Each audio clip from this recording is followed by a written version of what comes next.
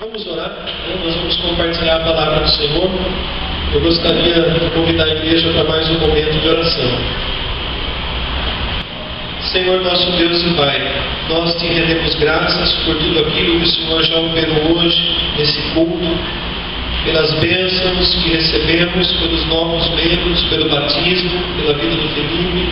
Te agradecemos, ó Pai, por todo o momento em que temos desfrutado da Tua presença em cada culto, e pedimos agora, ó Deus, que o Senhor fale conosco pela Tua palavra, abra o nosso entendimento, que a Tua palavra venha a nos direcionar, a nos ensinar, a nos instruir, para que possamos crescer no conhecimento e sermos vasos preciosos nas Tuas mãos.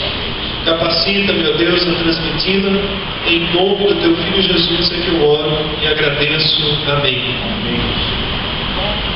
Glória a Deus. Quero convidar os irmãos para abrirem em 2 Timóteo, capítulo 2, versículo 15.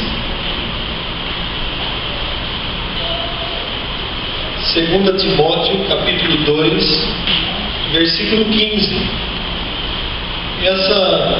Essa mensagem, mais propriamente esse versículo, tem muito a ver com o nosso propósito de uma participação mais efetiva na escola bíblica dominical.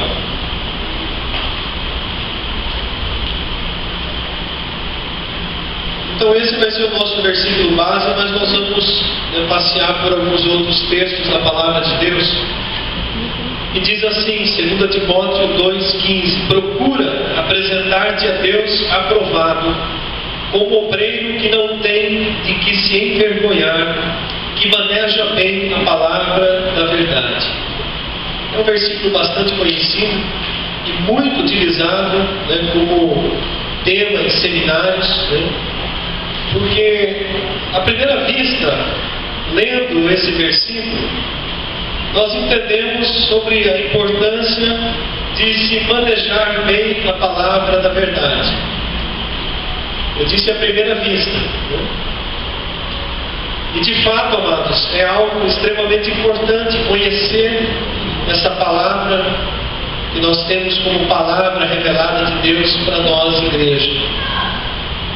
Porque ela é o único referencial que nós temos para a nossa vida. E Paulo estava escrevendo para Timóteo, que era um jovem pastor na ocasião, e era um filho da fé de Paulo. E a carta toda são várias instruções que o apóstolo Paulo passa a esse seu filho na fé, Timóteo. Também a outra carta, a Tito, é semelhante, tem várias instruções. Mas exatamente nesse versículo aqui, Paulo coloca não apenas uma coisa, mas duas coisas importantes para que você possa ser um obreiro aprovado. O que é ser um obreiro aprovado? É ser alguém útil na obra do Senhor. Alguém preparado para levar a palavra, para dar um testemunho. E à primeira vista não é apenas para aqueles, por exemplo, que fazem um seminário, que se formam em teologia. Não é preciso isso para que a nossa vida seja frutífera. Até nós citamos no domingo passado, eu citei uma palavra do presbítero Henrique no culto de quarta-feira, que nós somos como uma vela, acendeu, já está clareando. Não precisa muita coisa. Desde o momento em que acendeu, ou seja, em que nasceu de novo, você já é útil. Mas o conhecimento, o aprendizado, ele nos torna mais capazes, mais eficientes em servir ao Senhor. E Paulo coloca isso para Timóteo, que era um líder dentro da igreja. E deve ser um desejo de todos nós, servirmos a Deus, sermos úteis na sua obra. Eu queria destacar aqui que não é apenas o manejar bem a palavra, porque Paulo coloca algo antes disso que eu considero mais importante do que manejar bem a palavra. Ele diz assim: procura apresentar-te a Deus aprovado, como obreiro que não tem do que se envergonhar. São duas coisas distintas. nós devemos termos essas duas condições. As pessoas que nos conhecem como cristãos devem olhar para a nossa vida e ter em nós exemplos de alguém que realmente honra o nome do Senhor Jesus. Então não pode haver nada em nossa vida que cause vergonha, que nos envergonhe. E Paulo coloca isso antes de conhecer, de manejar bem a palavra da verdade. Eu vou colocar de uma forma diferente. Quantos líderes que você conhece nos dias de hoje, pastores, bispos, apóstolos, patriarcas e por aí afora, que são PhD em teologia, que fizeram seminários teológicos até em outros países, que conhecem a Bíblia de Gênesis a Apocalipse, e muitos ainda têm o dom de conhecer os endereços de cabeça, versículos, mas que apesar de manejarem muito bem a palavra, o testemunho de vida é triste, envergonha não apenas eles próprios, mas inclusive o nome do Senhor e ainda a igreja do Senhor. Então veja como esse assunto é importante. Paulo estava orientando alguém que seria pastor de uma igreja, ou já era pastor de uma igreja, presbítero, pastor da igreja primitiva, era exatamente a mesma função. E Paulo, quando fala a esse filho na fé, ele diz assim, em dado momento: olha, Timóteo, procura te apresentar aprovado como obreiro que não tem do que se envergonhar. Timóteo, que a tua vida seja um livro aberto, que não haja nada que as pessoas olhem para a tua vida e possam apontar o dedo e você ficar envergonhado.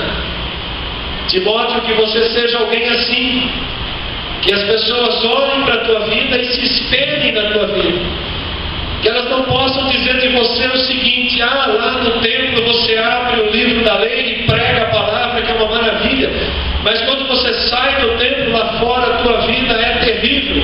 O mau testemunho, muitas vezes a irreverência ao próprio Deus e à sua palavra.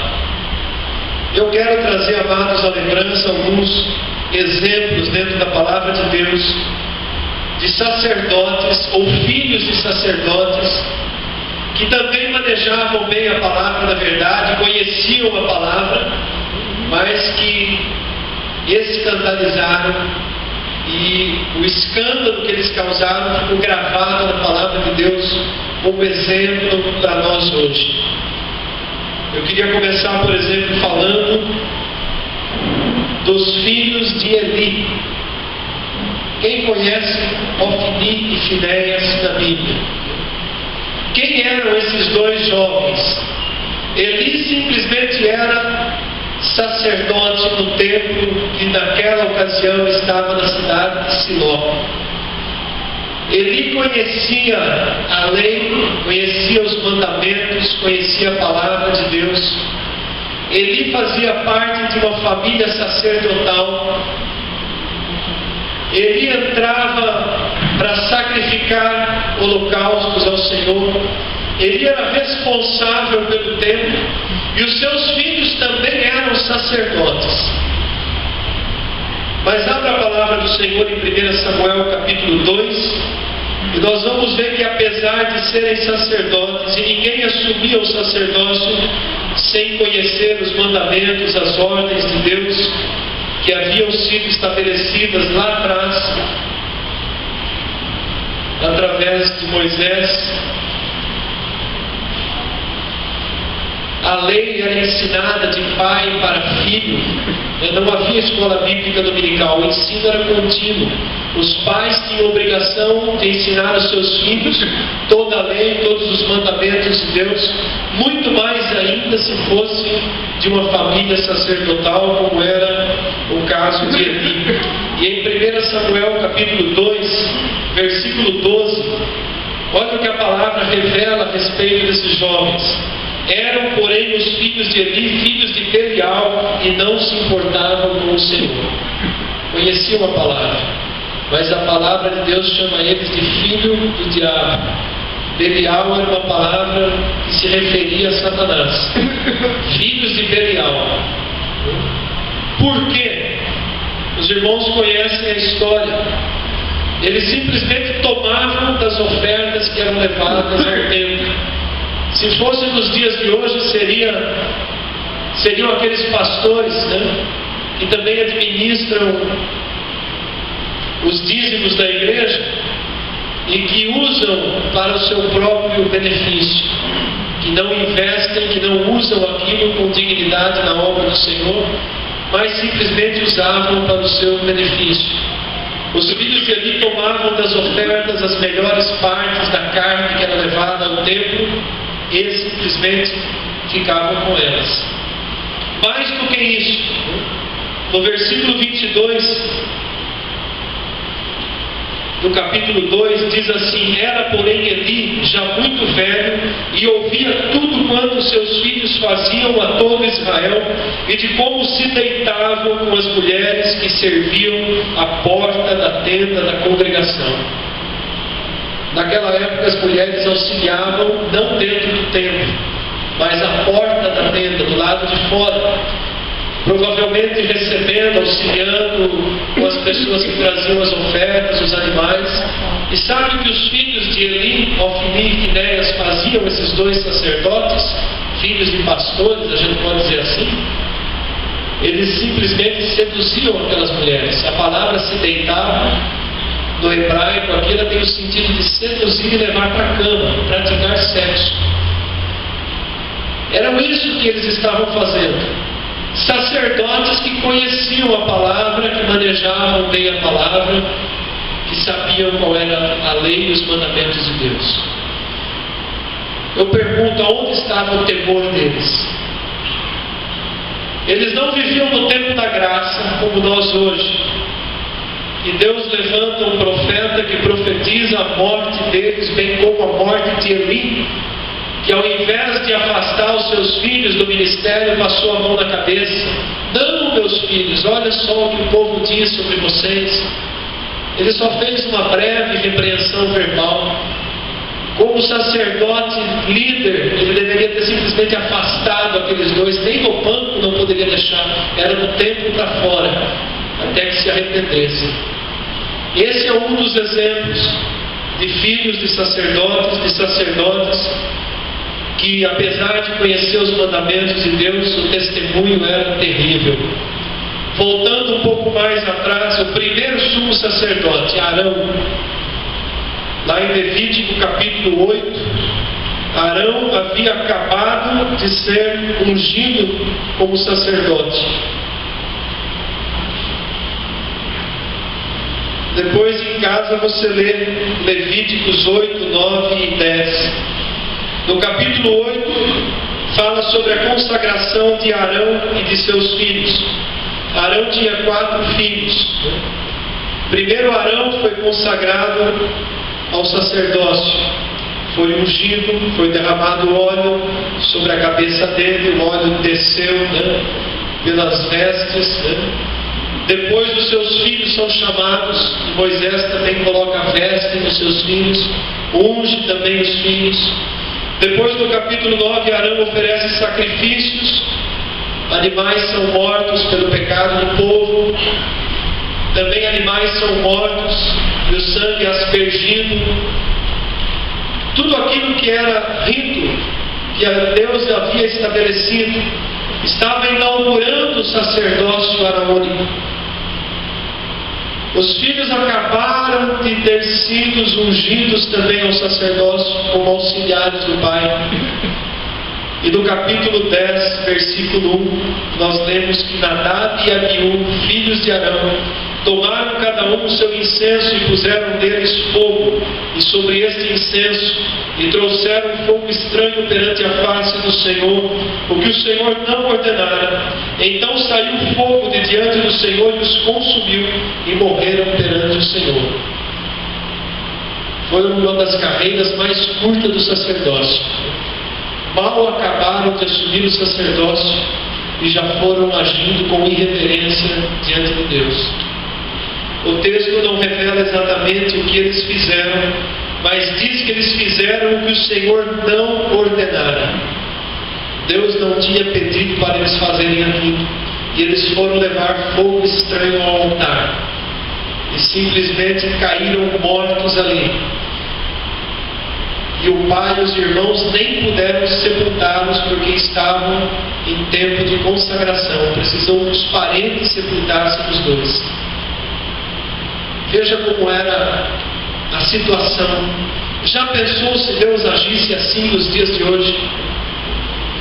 Se não estivéssemos no tempo da graça, o fogo caísse, e fulminasse todos aqueles que se metem a fazer o que Deus não pediu para fazer, ou que vão de qualquer maneira fazer aquilo que Deus pediu para fazer. E por último exemplo, eu gostaria de citar também os filhos de Abinadab, Uzá e Aiô, quando Davi resolve trazer a arca que estava lá em Kiriat Jearim para Jerusalém. Olha que coisa interessante. Faziam aproximadamente 70 anos que a arca estava na casa de Abinadab. Desde quando ela foi tomada, na ocasião em que morre Eli e seus filhos, foi tomada pelos filisteus. A arca ficou um período na terra dos filisteus e Deus começou a liberar pragas sobre a terra dos filisteus. Os homens eram tomados de tumores, até que eles entendem que eles não poderiam ficar com a arca do Deus de Israel e resolvem mandar a arca de volta. A arca ficou 7 meses com os filisteus. E aí aquela passagem que os irmãos conhecem, eles colocam a arca num carro novo, pegam 2 vacas que tinham crias e eles fazem um teste.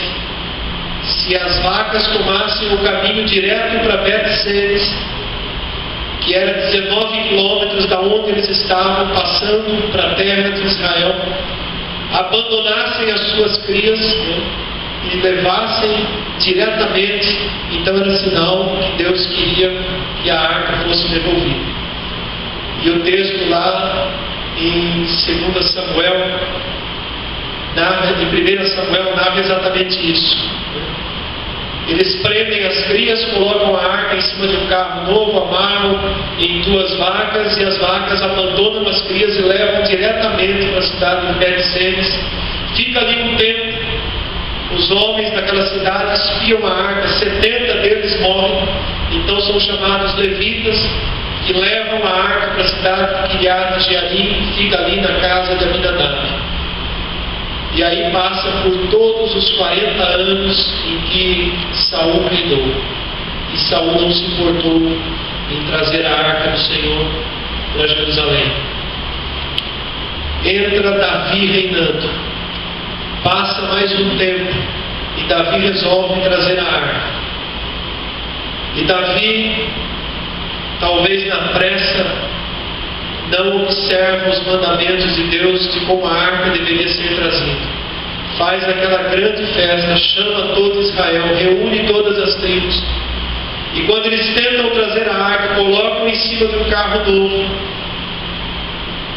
E vem a arca sendo trazida pelos bois, chega na eira de Nacon, os bois tropeçam, a arca balança, Uzá põe a mão na arca e morre fulminado. Quem era Uzá e o seu irmão Aiô? Também eram de família sacerdotal. Conheciam também a lei. Sabiam que a arca deveria ser trazida nos ombros, segurada através daqueles varais. O texto lá em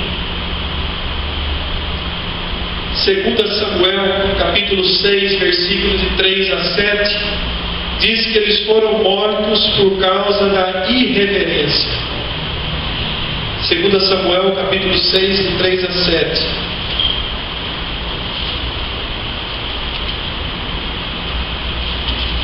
Puseram a arca de Deus no carro novo e a levaram da casa de Abinadab, que estava no outeiro, e Uzá e Aiô, filhos de Abinadab, guiavam o carro novo. Levaram-no com a arca de Deus da casa de Abinadab, que estava no outeiro, e Aiô ia adiante da arca. Davi e toda a casa de Israel alegravam-se perante o Senhor com toda sorte de instrumentos de pau, de faia, com harpas, com saltérios, com tamboris, com pandeiros e símbolos. Quando chegaram à eira de Nacon, estendeu Uzá a mão à arca de Deus e a segurou, porque os bois tropeçaram. Então a ira do Senhor se acendeu contra Uzá, e Deus o feriu ali por esta irreverência, e morreu ali junto à arca de Deus. Davi ficou muito desgostoso, foi buscar os livros da lei, foi aprender de novo, e depois da segunda tentativa ele traz a arca de maneira certa. Mas eu queria destacar aqui esses 3 exemplos que nós citamos.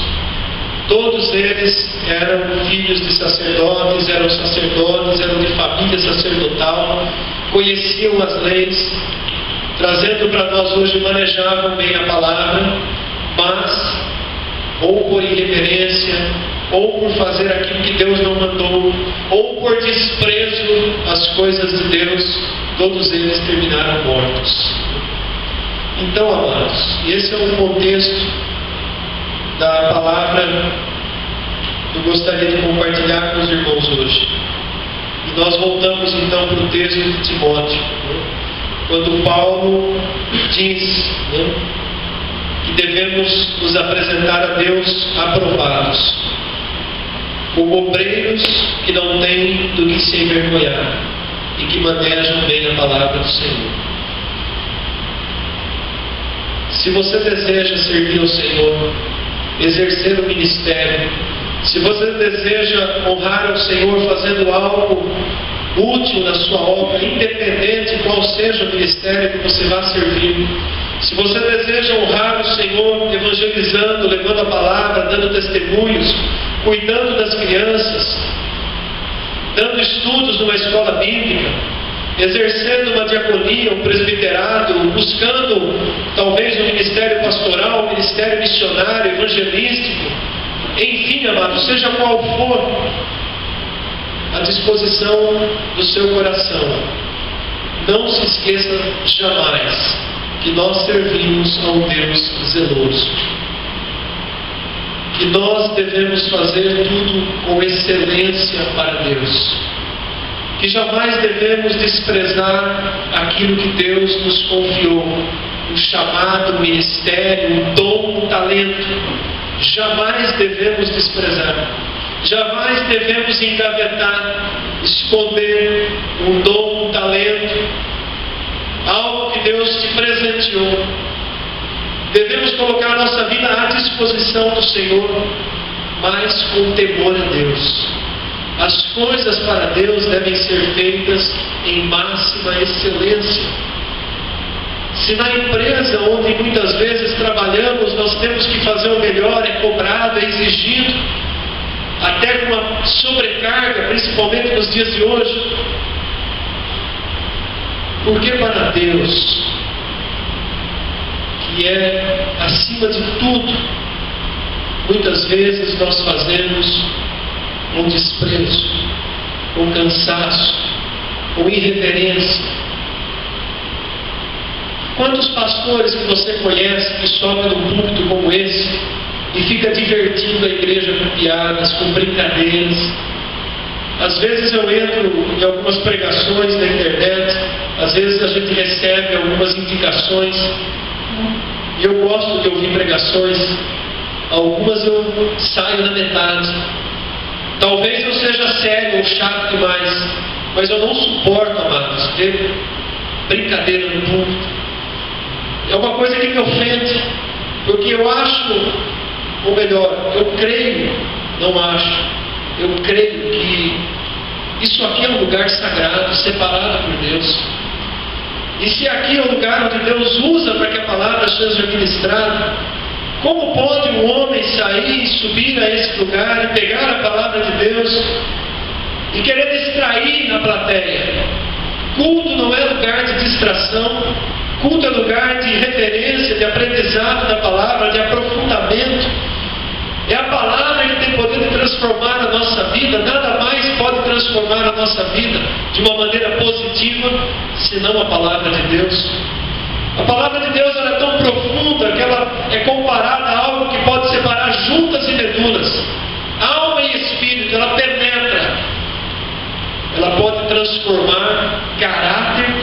personalidades. Então, amados, quando nós nos dispomos a servir ao Senhor, nós temos que levar a sério. Eu não estou colocando medo em ninguém, né? Mas é a verdade que a palavra nos ensina. Nós batizamos 2 pessoas hoje, né? O Tiago e a Rose. O Tiago ainda está no comecinho da caminhada, 12 anos, né? Na idade mínima para o batismo, mas já sabe discernir o certo e o errado, né? A Rose já é adulta. A responsabilidade é a mesma. É a mesma. A responsabilidade é a mesma para aquele que é novo convertido e para aquele que já tem 40, 50 anos de caminhada na presença de Deus. Porque no momento em que nós abrirmos mão, baixarmos a guarda, fizermos concessões, nós podemos envergonhar. Podemos cair nisso que Paulo está dizendo para Timóteo. Um obreiro, só que falando o contrário, que causou vergonha. Então, amados, veja aí como está terrível o testemunho, de um modo geral. Tem sido difícil evangelizar as pessoas por causa do mau testemunho de muitos que estão à frente de púlpitos e até em redes de televisão nacional. Melhor fosse que Deus não permitisse que eles chegassem a esse ponto, porque tem mais atrapalhado do que ajudado.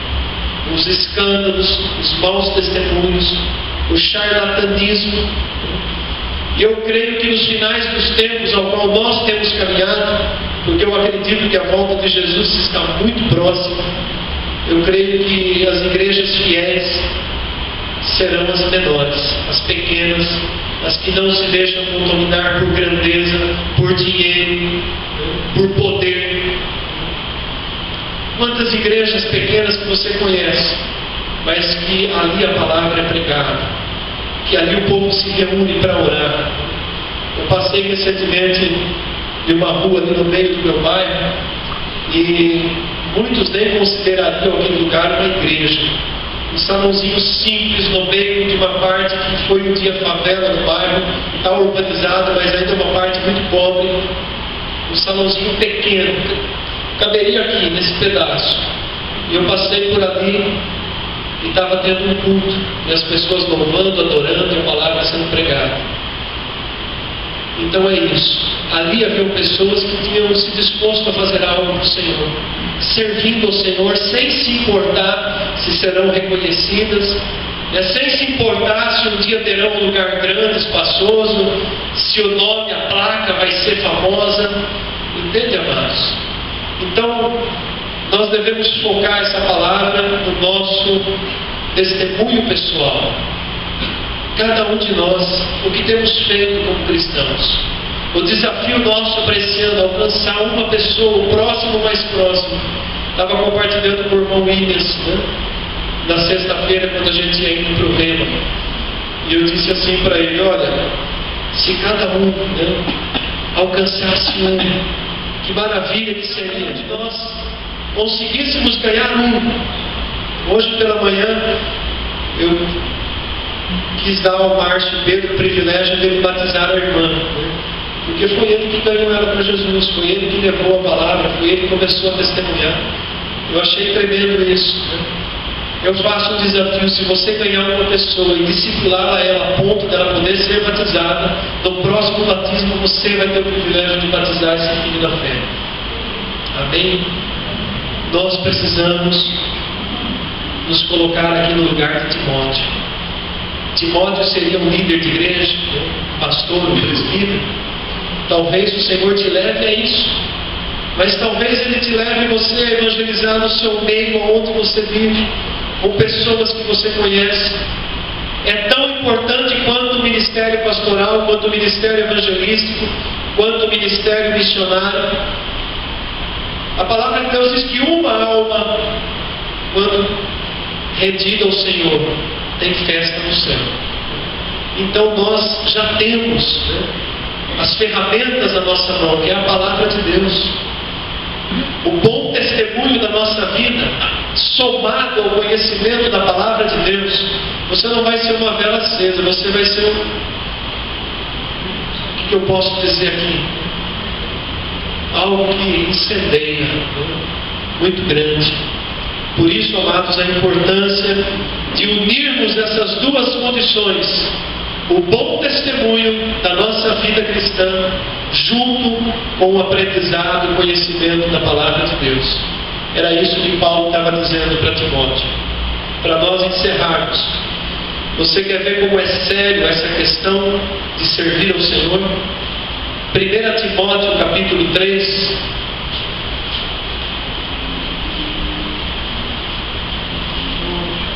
fala sobre as qualificações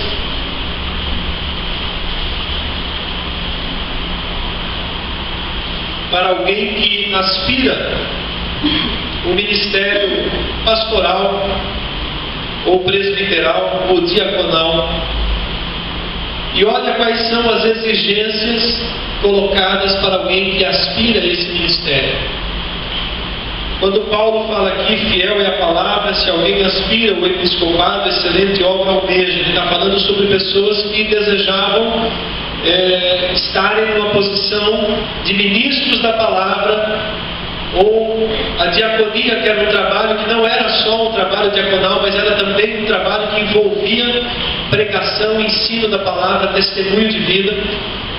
Olha só a relação das exigências. Versículo 2: é necessário, portanto, eu vou transliterar aqui, que o bispo, pastor, presbítero, apóstolo, seja lá o que for, seja irrepreensível, seja esposo de uma só mulher. Isso aqui nos dias de hoje já derrubava milhares, que troca de mulher, dá um jeitinho, casa de novo e acha que está tudo bem diante de Deus. Esposo de uma só mulher, temperante, ou seja, briguento, não podia assumir público. Sóbrio, modesto, amados, modesto, humilde. Se você anseia andar de avião para baixo e para cima, avião particular, usar o dinheiro da igreja para isso, já dançou, já está eliminado aqui, porque tem que ser modesto. Hospitaleiro, apto para ensinar, ou seja, conhecer bem a palavra, não dado ao vinho, não violento, cortado, inimigo de contendas. Quantos líderes que talvez você conhece que ao invés de serem inimigos de contendas, são causadores de contendas. Não avarento. Agora olha o versículo 4. Que governe bem a própria casa, criando os filhos sob disciplina com todo respeito. E o 5. Pois se alguém não sabe governar a própria casa, como quer cuidar da igreja do Senhor? Olha as qualificações que Paulo coloca aqui. Veja como Deus trata a sério essa questão. Quantas pessoas que já foram alçadas a ministério, que a própria casa é uma bagunça, não há nenhuma disciplina, nenhuma ordem, nenhuma reverência dentro do lar, mas lá na igreja ele é o tal, é o cara, põe o terno, a gravata, se apresenta no púlpito, sobe, faz questão de ter cadeira de gosto alto para sentar aqui na frente, para todo mundo ver. Graças a Deus a gente não tem isso, nem espaço. Mas, amados, veja a hipocrisia. E o que é que o Senhor quer de nós? Sinceridade. Continua dizendo, mais abaixo, a partir do versículo 8, fala sobre os diáconos, diaconisas,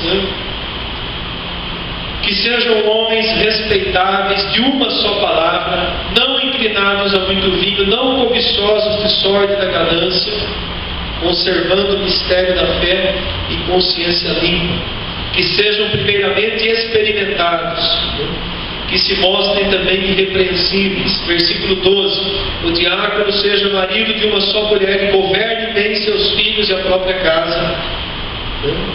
Então está aí também a repetição. Se a gente olhar um pouquinho lá em Tito capítulo 2, aqui tem algumas referências que são gerais, não apenas para aqueles que querem exercer o ministério de oficial dentro da igreja, mas diz assim: quanto aos homens idosos, que sejam temperantes, respeitáveis, sensatos, sadios na fé, no amor e na constância. Porque alguns idosos acham que porque ficou idoso pode fazer e falar o que quer. E não é bem assim. A palavra diz que deve se manter temperante, respeitável. As mulheres idosas, semelhantemente, que sejam sérias no seu proceder, não caluniadoras, não escravizadas a vinho, sejam mestras, professoras do bem, que elas instruam as mais jovens recém-casadas a amarem os seus maridos e seus filhos. Tudo isso faz parte do ministério, amados. Os moços, de igual modo, exortam-os para que em todas as coisas sejam criteriosos. Agora, olha o que Paulo fala de uma maneira específica para Tito. Torna-te pessoalmente padrão de boas obras. No ensino, mostra integridade e reverência. Olha um detalhe que tem sido esquecido: linguagem sadia e irrepreensível. Você conhece algum crente que não tem linguagem sadia? Não fala nem levante a mão. Só pensa se você conhece algum crente que solta palavrões, que conta piada suja, que não tem mais reverência, que fala o que pensa de qualquer jeito. Linguagem sadia e irrepreensível para que o adversário seja envergonhado. Então, amados, vejam como tem estado as situações nos dias de hoje. E o Senhor nos chama para que nós façamos diferença. Cada um de nós. Nós devemos ser o sal e a luz. Nós devemos fazer diferença nesse mundo perdido e nesse evangelicalismo perdido, no meio dessas igrejas perdidas. Nós devemos fazer a diferença. Quando alguém fala mal de uma igreja, você deve ser aquele que fala: não, mas eu conheço um lugar assim, assim, assim, onde a palavra de Deus é pregada, onde o povo tem comunhão, onde ainda há amor entre as pessoas. Ainda existem lugares assim. Glória a Deus. Mas que nós façamos a nossa parte. Amém? Amém. Então essa é a palavra para que a gente guarde no coração essa noite. Em nome de Jesus. Amém. Vamos nos colocar em pé.